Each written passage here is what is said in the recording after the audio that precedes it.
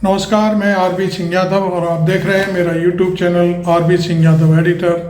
आज हम जाने माने पत्रकार रवीश कुमार के साथ अयोध्या में कल 22 जनवरी को जो कुछ हुआ उसको दिखाएंगे। हमने कल 22 जनवरी को कोई रिपोर्टिंग नहीं की थी क्योंकि राहुल गांधी असम में थे और उनके ऊपर बार बार हमले हो रहे थे, उनको रोका जा रहा था उनकी न्याय यात्रा को, तो उस पर हम बिजी थे। इसलिए आज हम रवीश भाई के इस अयोध्या मसले पर जो कल प्राण प्रतिष्ठा का दिन था उस पर आपसे रूबरू होंगे। आप सुनिए भाई रवीश कुमार को पहले, उसके बाद फिर हम अपनी बात कहेंगे। जैसे ये उस समय काल चक्र बदला था उसी तरह अब काल अलौकिक चक्र भाषण है, फिर बदलेगा। इसमें क्या चीज झलक रही है देखिए। नमस्कार, मैं रवीश कुमार। जनवरी को एक और तारीख मिल गई है, 22 जनवरी 2024। 22 जनवरी, 26 जनवरी और 30 जनवरी। पहले 26 जनवरी से 30 जनवरी की गिनती शुरू हो जाती थी, अब 22 से हुआ करेगी। 22 की जनवरी जय श्री राम कहेगी, 30 की जनवरी हे राम को याद करेगी। यह संयोग भी जनवरी को मिला। आप चाहें तो इन दोनों जनवरी के बीच 26 जनवरी का अकेलापन महसूस कर सकते हैं। हमने भी सोचा कि उस नए भारत का नजदीक से दर्शन किया जाए जिसके दूरदर्शन पर एक आवाज आती है कि सौगंध राम की खाते हैं, हम मंदिर भव्य बनाएंगे। यह कमेंट्री मंदिर की तरफ से की जा रही थी या दूरदर्शन की तरफ से, इसकी जानकारी मुझे नहीं, मगर हमने सुनी तो दूरदर्शन पर ही। और यह राम मंदिर की प्राण प्रतिष्ठा कार्यक्रम की आधिकारिक पंक्तियों में से एक थी। अब आपको इस नारे के लिए भाजपा मुख्यालय जाने की जरूरत नहीं। दूरदर्शन या कोई भी गोदी चैनल खोल लीजिए, पूरी भाजपा, पूरा आरएसएस सब आपके घर आ जाएंगे, बल्कि आपके दरवाजे तक भी आ गए हैं। सोसाइटी के गेट पर उनके तंत्र की मौजूदगी में राम कितने हैं, बीजेपी कितनी है, यह छांटने का काम आप भी कर सकते हैं। प्रधानमंत्री नरेंद्र मोदी ने कहा कि 22 जनवरी 2024 का ये सूरज एक अद्भुत आभा लेकर आया है। 22 जनवरी 2024 ये कैलेंडर पर लिखी एक तारीख नहीं, ये एक नए काल चक्र का उद्गम है।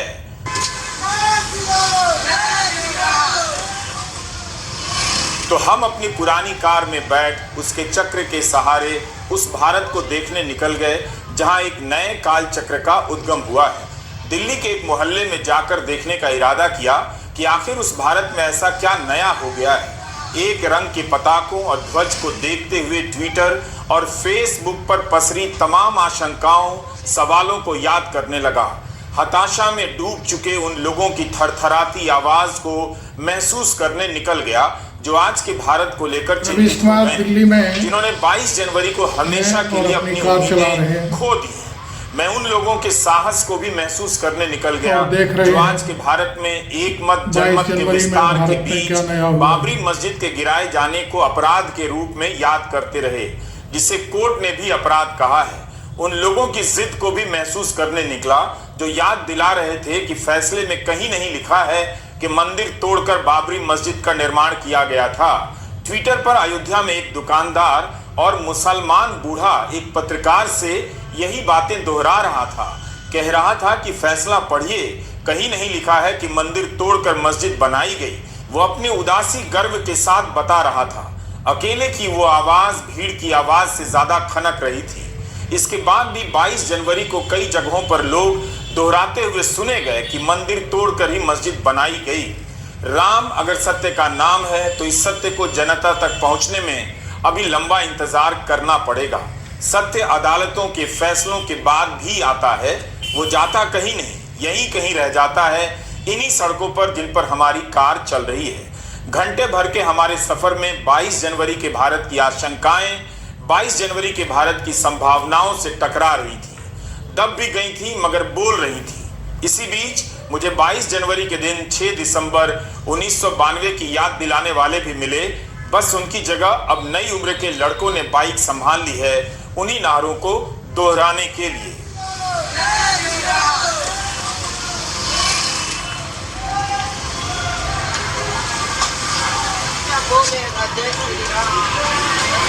मुंबई के मीरा रोड पर उत्पात मचाने के वीडियो को देखकर लगा इनका ही आना हुआ है। राम नहीं, यही लोग आए हैं। कुछ जगहों से ऐसे भी वीडियो आए जिसमें भगवा झंडा लेकर लड़के चर्च पर चढ़ रहे हैं। एक वीडियो में गालियां दी जा रही हैं, मारपीट की घटनाएं भी सामने आई हैं। छत्तीसगढ़ के मुख्यमंत्री के क्षेत्र में ऐसे मामलों को लेकर FIR हुई है। हजारों साल बाद याद किए जाने वाले इस उत्सव से आखिर ये लोग कैसे बाहर रह सकते थे। इसके बाद भी 22 जनवरी का भारत एक तरफा नहीं हो सका। किसी का दबदबा होना और भारत का एक तरफा हो जाना दोनों अलग अलग स्थितियां हैं। मैंने उसी 22 जनवरी के भारत में कई सारे भारत देखे हैं। JNU में कुछ ही तो थे, मगर संविधान की प्रस्तावना का पाठ कर रहे थे। मलयालम फिल्म जगत के कुछ निर्देशकों और कलाकारों ने संविधान की प्रस्तावना का पाठ किया और साझा किया। ठीक उद्घाटन से कुछ देर पहले उनके पोस्ट आने शुरू हो गए। वे इस घटना के राजनीतिकरण का विरोध कर रहे थे।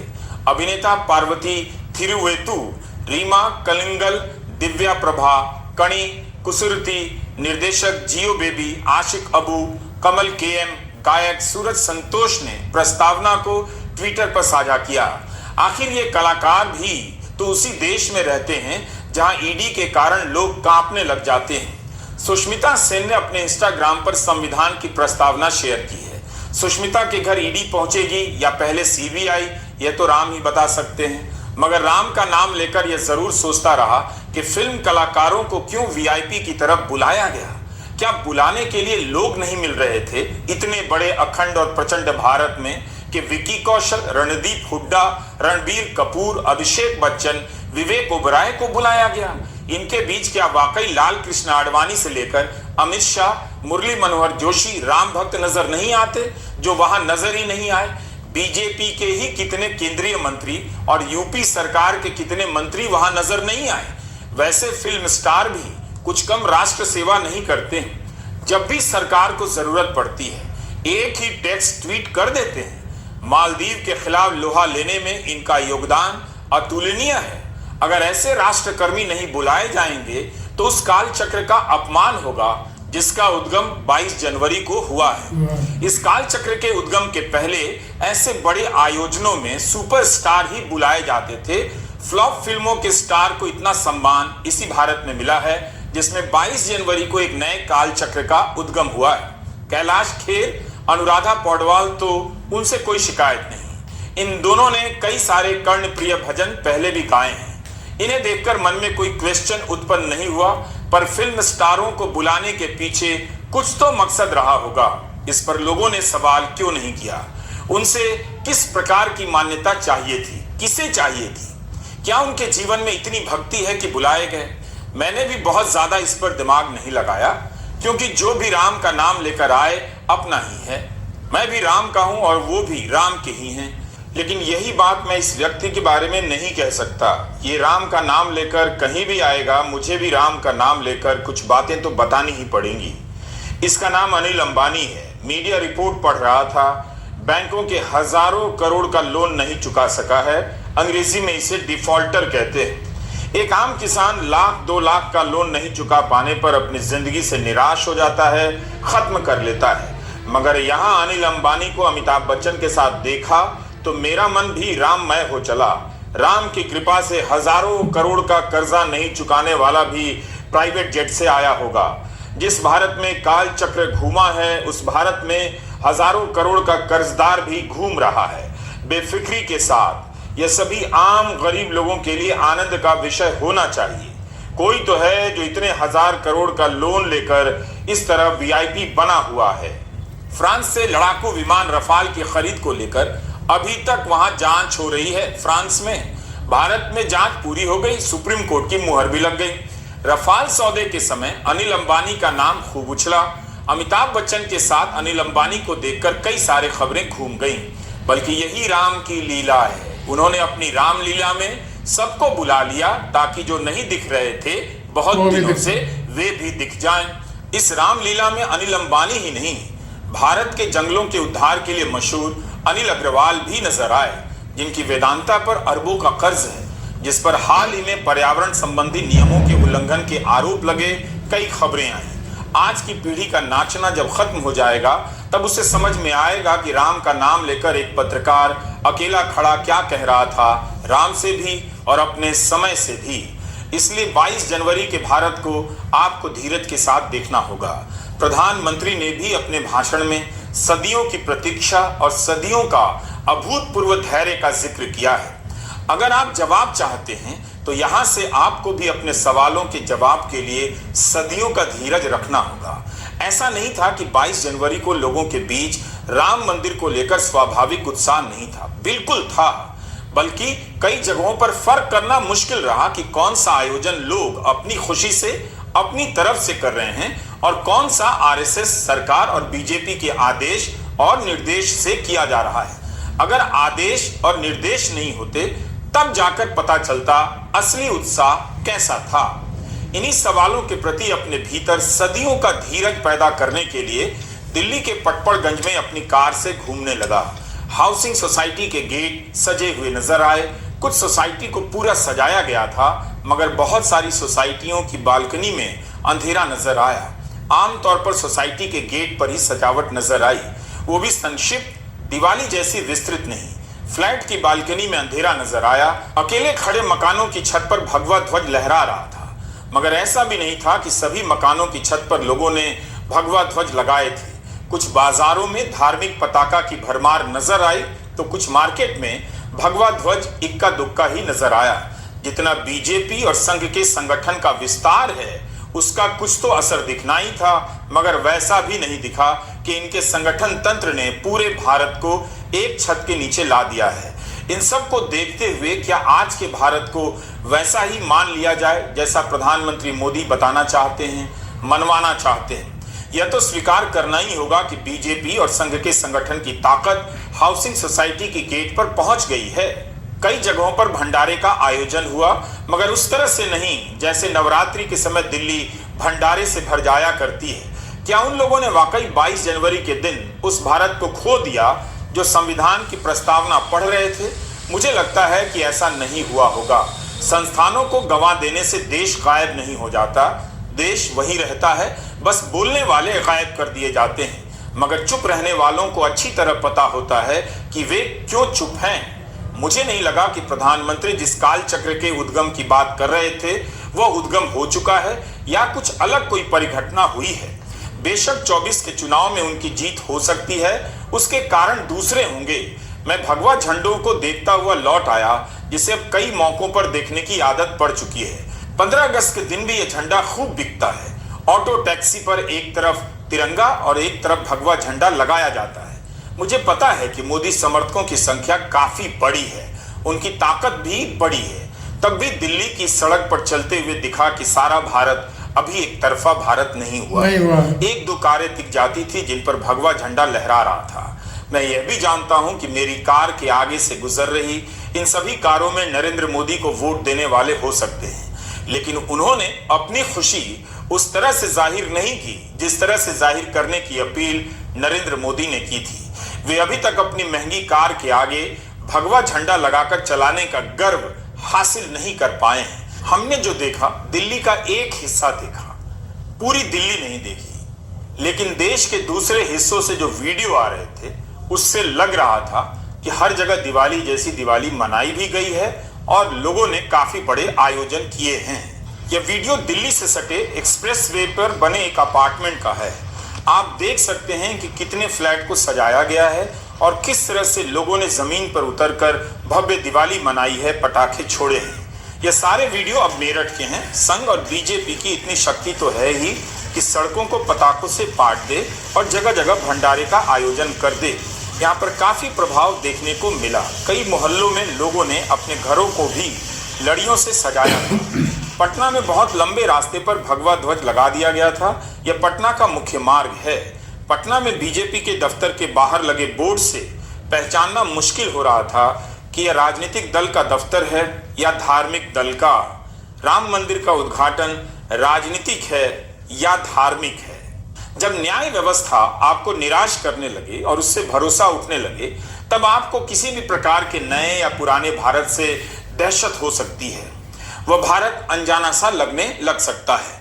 आपको पता है कि वहां से कुछ नहीं होगा, या जो भी हुआ है वहीं से हुआ है, तब आप भीतर भीतर कांपने लग जाते हैं। सुप्रीम कोर्ट के जस्टिस एएस ओका ने 17 जनवरी को कहा कि यह मेरा निजी विचार है कि जब 1950 में संविधान लागू हुआ उस समय जो हमारा भरोसा था वह कई कारणों से कमजोर हो गया है। मुख्य कारण यह है कि हम लोगों को सस्ता न्याय नहीं दे सके हैं। अब बताइए, 17 जनवरी का भारत 22 जनवरी को पूरी तरह बदल गया।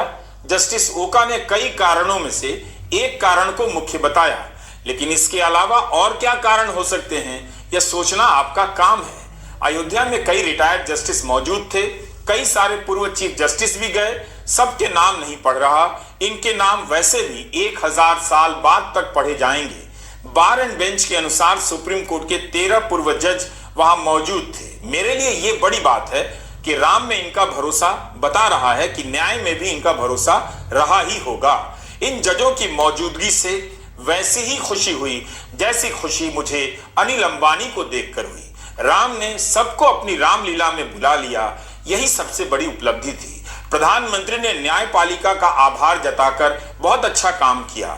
राम मंदिर के निर्माण के लिए फैसला देने वाले 5 जजों में से एक जस्टिस अशोक भूषण भी वहां मौजूद थे, जो इस समय रिटायर हैं। तो न्यायबद्ध तरीके से बना है। प्रधानमंत्री ने इसे याद कर एक जरूरी काम किया, मगर यह भी कह दिया कि न्याय की लाज रख ली। अगर आप इन दो अलग अलग पंक्तियों का एक ही मतलब समझते हैं तो आप वाकई न्याय को देखकर लजा जाने वाले व्यक्ति हैं। अगर यह फैसला कुछ और होता तब क्या प्रधानमंत्री कहते कि न्याय की लाज रख ली गई? न्यायपालिका की तारीफ भी शर्तों के साथ की गई। मुख्यमंत्री योगी आदित्यनाथ ने कहा कि आज आत्मा प्रफुल्लित है कि मंदिर वहीं बना है जहां बनाने का संकल्प लिया था। प्रधानमंत्री ने जोर देकर कहा, हमारे राम आए। उन्होंने सबके बलिदान को याद किया, उन अनगिनत राम भक्तों के, उन अनगिनत कार सेवकों के और अनगिनत संत महात्माओं के ऋणी बताते हुए उन्हें याद किया। सुप्रीम कोर्ट ने बाबरी मस्जिद तोड़ने की घटना को कानून का उल्लंघन माना है। क्या इस काम को भी बलिदान, तप और तपस्या में गिन लिया गया? यह जवाब कौन देगा? भारत को संविधान की खींची हुई सीमा रेखाओं से याद किया जाता है, पहचाना जाता है, मगर प्रधानमंत्री इस भारत के भीतर मंदिरों के जरिए उसके भूगोल को याद करते हैं। वे राम के जरिए भारत की रेखा खींचते हैं जो संघ की धारा में लंबे समय से खींची जाती रही है। प्रधानमंत्री की पंक्ति भले अलग हो, नए मुख से कही जा रही हो, मगर उसके भाव वही थे जो उनसे पहले इस मुद्दे को लेकर मुरली मनोहर जोशी, लाल कृष्ण आडवाणी और संघ के कई सरसंघचालक बोला करते थे। वे गैर हाजिर थे, मगर उनकी राजनीति के शब्दों की हाजिरी हर तरफ सुनाई दे रही थी, प्रधानमंत्री के शब्दों से भी टपक रही थी। मगर उसी भारत में कितना कुछ अलग था। राममय था, मगर वैसा राममय नहीं जिस पर केवल संघ का एकाधिकार बताया जाता रहा। वह भारत 22 जनवरी को बोल रहा था, भले ही उसकी आवाज लोगों तक नहीं पहुंच रही थी, क्योंकि मीडिया राममय हो गया था। राम का नाम लेकर भारत का मीडिया सत्य का साथ देने लगे तो वाकई मान लेता हूं काल चक्र का उद्गम हुआ है। कोई काल चक्र घूम गया है। एक नए काल चक्र में इस गोदी मीडिया पर एक महिला एंकर जय श्री राम के नारे लगवा रही थी। इस नारे को उसी मीडिया में जो वैधानिकता और मान्यता मिली है, भारत के इतिहास में किसी भी नारे को नहीं मिली है। भारत के गोदी मीडिया को इस नारे का कब से इंतजार था। आप ही बताइए, क्या राममय का नारा लगाने वाले आज के मीडिया के किसी भी काम को आप राम की मर्यादा के अनुकूल पाते हैं? सच कहिएगा। जिस मीडिया ने सच का साथ नहीं दिया, क्या वो अयोध्या पहुंचकर इसलिए पवित्र हो जाएगा क्योंकि वह राम का नाम जप रहा था और जय श्री राम के नारे लगवा रहा था? क्या आप इस सवाल का सामना कर पाएंगे या नजर नीची कर जाएंगे? मीडिया की भक्ति में राम के नाम पर मोदी की भक्ति साफ साफ नजर आ रही थी। इसलिए 22 जनवरी का दिन याद दिलाता रहेगा कि आजाद भारत के मीडिया ने राम के नाम पर पूरे महीने क्या किया। आप मीडिया की रिपोर्टिंग पढ़िए, अब लौटकर फिर से तो देखिए। राम मंदिर के साथ साथ 2024 में मोदी की जीत मिलाकर परोसा जा रहा था। हर दूसरी पंक्ति में 2024 की जीत को शामिल किया जा रहा था। वह साफ करता चला गया कि यह जो भी हो रहा है 2024 के लिए हो रहा है। चैनलों के एंकर और प्रधानमंत्री के भाषण के वाक्यों में और भावों में कोई दूरी नहीं थी। दोनों की भाषा और भाव सोच का संगम हो गया था। 22 और 23 जनवरी के अखबारों के पहले पन्ने को पलटिए ही नहीं, बल्कि याद रखिए, इन अखबारों और चैनलों के पीछे समझौतों और हिंसा की इतनी कहानियां हैं जो किसी भी राम कथा में फिट नहीं हो सकती। बल्कि राम की ऊर्जा, राम के प्रवाह, राम के प्रभाव के नाम पर आप कभी भी इस मीडिया के काम को पवित्र नहीं कह सकते, आज भी नहीं और 1000 साल के बाद भी नहीं। इनके मालिकों और एंकरों को वहां बुलाया गया, इसलिए ये किसी आधुनिक राम कथा में आदरणीय स्थान पा जाएंगे, ऐसा मान लेना सही नहीं होगा। एक न्यूज चैनल का एंकर कह रहा था, 22 जनवरी का दिन आध्यात्मिक स्वाधीनता का दिन है। जो खुद सत्ता के आगे गुलामी की भाषा बोलता हो, वो आध्यात्मिक स्वाधीनता का नाम लेकर आपके सामने हाजिर हो रहा था। क्या आपको लगता है कि इस मीडिया के पास किसी भी प्रकार की स्वाधीनता बची रह गई है? यही फर्क आया है। 1947 के पहले का भारत कहता था, गुलामी से मुक्ति चाहिए, आजादी चाहिए। 2023 के भारत का मीडिया है तो आजाद भारत का मीडिया ही, मगर वो अपनी गुलामी को आध्यात्मिक स्वाधीनता का नाम दे रहा है। गुलामी और आजादी की समझ कितनी धुंधली हो गई। गोदी मीडिया के एक एंकर ने ट्वीट किया कि आज के दिन भगवान राम से एक सवाल करना हो तो वह सवाल क्या होगा। उसके इस साहस को देखकर मेरा कमजोर मन थरथराने लगा। एक सवाल की जगह कई सवाल पूछने लगा। भगवान राम से मेरा सवाल है कि 10 साल हो गए, प्रधानमंत्री प्रेस कॉन्फ्रेंस कब करेंगे? भगवान राम से मेरा सवाल है, क्या उस प्रेस कॉन्फ्रेंस में सवाल करने वाले पत्रकार भी बुलाए जाएंगे? क्या हसदेव के जंगलों की कटाई पर मीडिया चुप्पी तोड़ेगा? भगवान राम से मेरा सवाल है, अदानी पर लगे आरोपों पर मीडिया क्यों चुप रहता है? भगवान राम से मेरा सवाल है कि मणिपुर को लेकर मीडिया कब प्रधानमंत्री से पूछेगा? भगवान राम से मेरा सवाल है कि आज के भारत का मीडिया गुलाम क्यों है? आज के भारत का मीडिया सच क्यों नहीं बोलता? आज के मीडिया में करुणा क्यों नहीं है? नफरत क्यों है? राम का नाम लेने वाला मीडिया अपना काम क्यों नहीं करता है? भगवान राम से मेरे कई सारे सवाल हैं। इनमें से एक भी सवाल वह एंकर नहीं दोहरा सकता जो पूछ रहा था। राम से पूछना हो तो क्या पूछेंगे? वह एंकर भगवान राम से पूछ सकता है कुछ भी, मगर प्रधानमंत्री से नहीं पूछ सकता, नौकरी चली जाएगी। अब कोई एंकर ऐसा ट्वीट नहीं करता कि प्रधानमंत्री से पूछना है, आप कौन सा सवाल पूछना चाहेंगे? उसे राम से एक सवाल करना याद रहा, प्रधानमंत्री से एक सवाल करना 10 साल में भी याद नहीं आया। वह यह काम नहीं कर सकता, इसलिए राम का नाम लिए जा रहा था।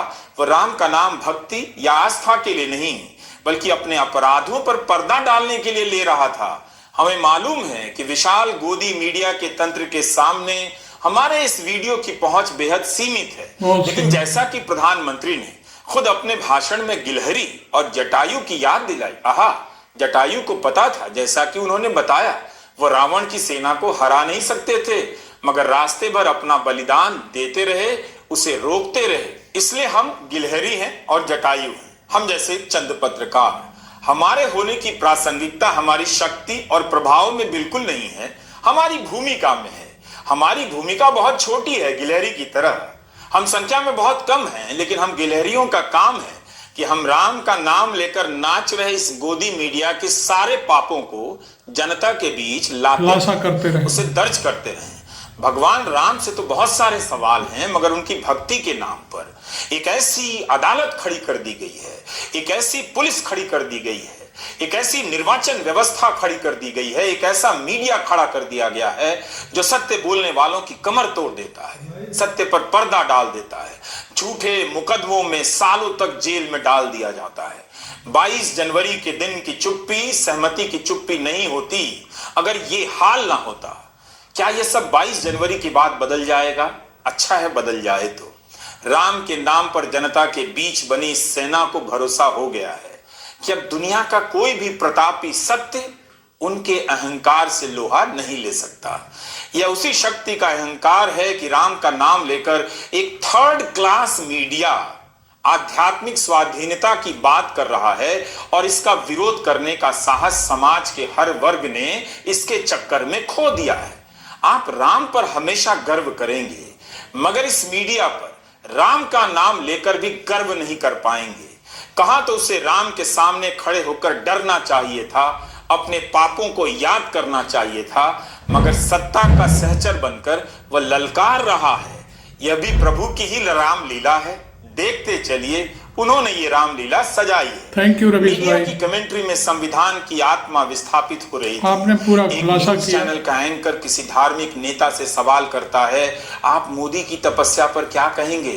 धार्मिक नेता कहते हैं विधान और संविधान में अंतर है, विधान कभी बदलता नहीं, संविधान सैकड़ों बार बदलता है। कल विधान स्थापित होगा, आज संविधान ने विधान देखा है। इन बातों के अर्थ बहुत गहरे हैं। एक की विदाई है, एक का स्वागत है। विधान भी तो बदला है, जिसे लेकर शंकराचार्यों ने सवाल उठाए थे। प्रधानमंत्री ने भी कहा कि राम भारत का विधान है। एंकर, धार्मिक संत, प्रधानमंत्री सब एक तरह से बोल रहे थे। मुझे प्रधानमंत्री की आर्थिक सलाहकार समिति के सदस्य और अर्थशास्त्री विवेक देबरॉय का वह कथन याद आ गया। उन्होंने अपने लेख में लिखा था, भारत का संविधान गुलामी का प्रतीक है, इसे बदलने की जरूरत है। बाद में समिति ने इस बात से किनारा किया। इसके बाद भी मैं कहता हूं कि 22 जनवरी का भारत एक तरफा भारत नहीं था। पश्चिम बंगाल में ममता बनर्जी सभी धर्मों के प्रतिनिधियों के साथ मार्च कर रही थीं और अलग अलग धर्म स्थलों पर जा रही थीं। उन्होंने कहा कि मुझे किसी के राम या रहीम की आराधना करने पर कोई आपत्ति नहीं, लेकिन कोई उसका राजनीतिकरण करे इस बात से आपत्ति है। जब करोड़ों लोग बेरोजगार हैं, तब मैं भाजपा की प्राथमिकताओं से इत्तेफाक नहीं रखती। ये भी सवाल किया कि क्या सीता का नाम न लेकर भाजपा ये दिखाना चाहती है कि वो महिला विरोधी है? इसी दौर में सबको साथ लेकर चलने का यह साहस किसी के भीतर अब भी बचा हुआ है। ममता ने वह नहीं किया जो केजरीवाल ने किया। ममता ने मोदी की ताकत से अलग हटकर चलने का साहस दिखाया। केजरीवाल की पार्टी के नेता शोभा यात्रा निकालने लगे। वे बीजेपी, संघ और गोदी मीडिया के तंत्र के बनाए राममय माहौल में ही प्रभावित होने लगे। केजरीवाल को लगा कि बीजेपी की तरह होकर ही बीजेपी से लड़ा जा सकता है। आम आदमी पार्टी ने राम तक पहुंचने का वही रास्ता चुना जो बीजेपी पहले से बना चुकी थी। 22 जनवरी के भारत में राम को आगे कर लड़ रही बीजेपी से लड़ने के दो रास्ते नजर आए, एक ममता का, एक अरविंद केजरीवाल का। एक तीसरा रास्ता नीतीश कुमार और तेजस्वी यादव का दिखा, जो 21 जनवरी को समस्तीपुर में अस्पताल का उद्घाटन करने चले गए। 500 बेड वाले श्री राम जानकी मेडिकल कॉलेज एवं अस्पताल की जमीन श्री राम जानकी मठ ने दी थी। खगड़िया जिले के गोगरी अनुमंडल में भी 100 बेड के अस्पताल का लोकार्पण किया गया। क्या लोग मंदिर छोड़कर अस्पताल में राम खोज लेंगे? मुश्किल है कहना, मगर किसी ने कोशिश तो की कि वह बीजेपी से अलग दिखे, उसके बनाए रास्ते को छोड़कर अपनी पतली सी पगडंडी पर चलता रहे। इसलिए 22 जनवरी के भारत को देखना है तो निरंकुश सत्ता के विशाल प्रभाव क्षेत्र से भी बाहर झांकिए। असम में राहुल गांधी की पदयात्रा निकल रही थी, जगह जगह पर टोका टोकी हुई। 22 की सुबह जब राहुल गांधी ने श्री शंकर देव की जन्मस्थली पर जाने का रुख किया, उन्हें रोक दिया गया। राहुल सड़क पर बैठ गए, लेकिन जाने नहीं दिया गया। अखिलेश यादव ने ट्वीट किया, किसी को भी भगवान के दर्शन करने से रोकने से बड़ा अधर्म और क्या हो सकता है।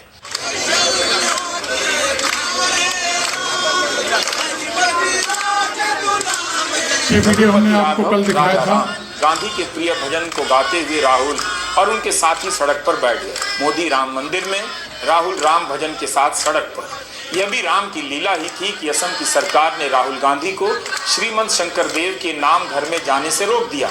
असम के वैष्णव संत और महापुरुष श्रीमंत शंकर देव का यह जन्म स्थान है। उनके स्थान पर जाने से रोकने वाला भारत क्या वाकई में कोई नया भारत है? क्या यही काल चक्र घूमा है कि अब कोई सरकार तय करेगी मंदिर या नाम घर कौन जाएगा और कौन नहीं?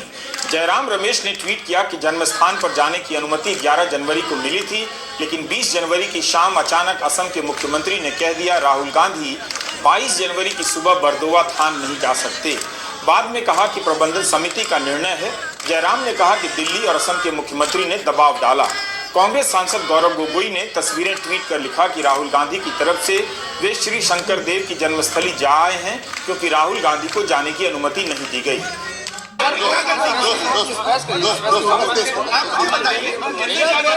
मुझे बताइए मैंने गलती क्या की? वहाँ इनवाइट किया गया, अब एडमिनिस्ट्रेशन कह रहा है नहीं जा सकते हैं, तो मैं पूछ रहा हूँ क्यों नहीं जा सकते? क्या गलती की है मैंने?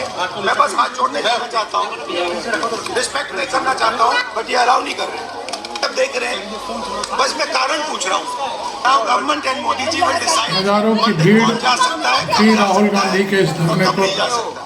शायद आज सिर्फ एक व्यक्ति मंदिर में जा सकता है। मैंने सोचा था अगर हम असम आए हैं तो उनको रिस्पेक्ट करना चाहिए, हम भी उन्हीं के रास्ते पे चलते हैं, लोगों को जोड़ते हैं, नफरत नहीं फैलाते हैं, तो वो हमारे लिए एक गुरु जैसे हैं, हमें डायरेक्शन देते हैं। तो मैंने सोचा कि जाके मैं वहाँ मत्था टेक लूँ। उनका इनविटेशन आया था, 11 तारीख को इनवाइट किया था, मगर फिर यहाँ पे हमें कहा गया कि कोई लॉ एंड ऑर्डर की सिचुएशन है। अजीब सी बात है, लॉ एंड ऑर्डर की सिचुएशन है, गौरव गोगोई जी जा सकते हैं, बाकी सब लोग जा सकते हैं, सिर्फ राहुल गांधी नहीं जा सकता। तो पता नहीं कोई ना कोई कारण होगा, जब मौका मिलेगा मैं जाऊंगा। और मेरी सोच है कि जो शंकर देव जी ने कहा था, जो रास्ता दिखाया था, उसी रास्ते पर देश को और असम को चलना चाहिए। यूएसटीएम यूनिवर्सिटी में राहुल गांधी का कार्यक्रम होना था, मंजूरी भी मिल गई, लेकिन अचानक कार्यक्रम रद्द हो गया। राम मंदिर की प्राण प्रतिष्ठा को लेकर यूनिवर्सिटी जितनी स्वतंत्र नजर आती है, आदेश जारी करती है कि कितने घंटे की छुट्टी होगी, क्या क्या कार्यक्रम होंगे, लेकिन राहुल गांधी के साथ संवाद की अनुमति रद्द कर दी जाती है। यही काल चक्र तो घूमा है। कांग्रेस प्रवक्ता सुप्रिया श्रीनेत ने कहा कि अमित शाह ने हिमंता के साथ मिलकर यूनिवर्सिटी प्रशासन और मालिकों पर दबाव बनाया, लेकिन जब राहुल आज गुवाहाटी की ओर से प्रस्थान कर रहे थे, तब यूनिवर्सिटी के हजारों छात्र सड़क पर उनसे मिलने के लिए इकट्ठा हो गए और इस बेपनाह मोहब्बत को देखकर राहुल ने रुककर छात्रों को संबोधित किया। कांग्रेस इसे लेकर उत्साहित है कि मेघालय की जनता ने राहुल गांधी का बड़ा स्वागत किया। यहाँ पे बैरिकेड था।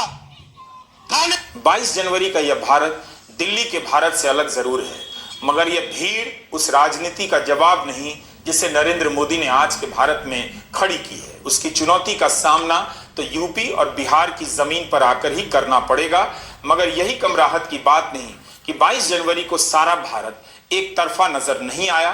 लोग कम थे मगर बोल रहे थे। देखिए, मैं यहाँ आया, मैं आपसे गले मिलने आया, आपकी बात सुनने आया, ये सारा कवरेज हमने आपके सपनों के बारे में सुनने कल ही आया। आपको दिखाया था, चूंकि हम इधर ही बिजी थे। हिंदुस्तान के होम मिनिस्टर लेकिन ने आज रवीश भाई ने सारा पूरा निचोड़ निकाल के रख दिया। आपके सब चीफ कुछ मिनिस्टर को एक फोन तरफा लगाया, नहीं कहा, है। राहुल गांधी को स्टूडेंट से नहीं मिलने देना है। हेमंतो जी ने बहुत कुछ अलग है। यहाँ पे आपके एसएस जो और लीडरशिप बीजेपी है, जो प्रिंसिपल्स समझती हैं, है उनको वो फोन नहीं लगाया। है। ये भारत कहा, है, राहुल गांधी भारत में अलग अलग असम के संस्कृति है, स्टूडेंट से, अलग अलग विचार असम के है, छात्रों से और राहुल नॉर्थ ईस्ट गांधी के स्टूडेंट से साथ नहीं मिल जनता सकता का है। हुजूम है। और इसीलिए और मैं यहाँ नहीं आ प्रधानमंत्री पाया। नरेंद्र मोदी के साथ मैं आपको सत्ता सिर्फ है। एक बात बताना चाहता हूँ, ये बिना पैसे के बुलाई गई भीड़ है को, जिसको हिंदुस्तान राहुल के गांधी स्टूडेंट्स को संबोधित कर रहे हैं। गुलाम बनाने की कोशिश की जा रही है। ये हो रहा है हिंदुस्तान में। आपको कहा जा रहा है कि आप सोचो मत, आप सपने मत देखो, जो आपको बताया जा रहा है ऊपर से उसको आप सुन लो। मैं आपसे यहां कहने को आया हूं, आप हिंदुस्तान के भविष्य हो। अगर आपने सोचना बंद कर दिया, अगर आपने सपना देखना बंद कर दिया, तो हिंदुस्तान खत्म हो जाएगा, हिंदुस्तान नहीं बचेगा। 22 जनवरी को भारत नहीं बदला, यह कहना समय की सच्चाई से इनकार करना होगा। जरूर बदला है, लेकिन क्या उस तरह से बदला है जिसका दावा किया जा रहा है, जिसकी आशंका जताई जा रही है कि सब कुछ अब खत्म हो गया। हताश और निराश होने से पहले थोड़ा रुकिए, भारत को एक बार नजर घुमाकर देख लीजिए। राजनीतिक जीत जरूर काफी कुछ तय करती है, मगर वही अंतिम होती तो राम मंदिर से पहले भी नरेंद्र मोदी 2 बार चुनाव जीत चुके हैं। याद रखिए, देखने की बात यह है कि राम मंदिर के बहाने किस तरह से प्रधानमंत्री को तपस्वी ऋषि मुनियों के खांचे में फिट किया गया। मेरी कार के चक्र ने सारे भारत को तो नहीं देखा, सारी दिल्ली को नहीं देखा, एक छोटे से हिस्से में चक्र ने चक्कर लगाए, मगर देवगिरी का भाषण याद आता रहा। उनके भाषणों में इस बात पर जोर था कि प्रधानमंत्री हमें प्राप्त हुए हैं। प्राप्ति पर इस तरह का जोर चंपत राय के उस ऐलान से अलग नहीं था जिसमें उन्होंने प्रधानमंत्री को विष्णु का अवतार कहा। प्रधानमंत्री ने राम को विधान कहा। उम्मीद है आप इस आवाज को आज ही सुनेंगे, समझेंगे। 1000 साल के बाद का भारत किसने देखा है?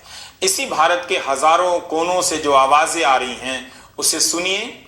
मैं जा रहा हूं देवगिरी के शब्दों को आपके बीच छोड़ते हुए।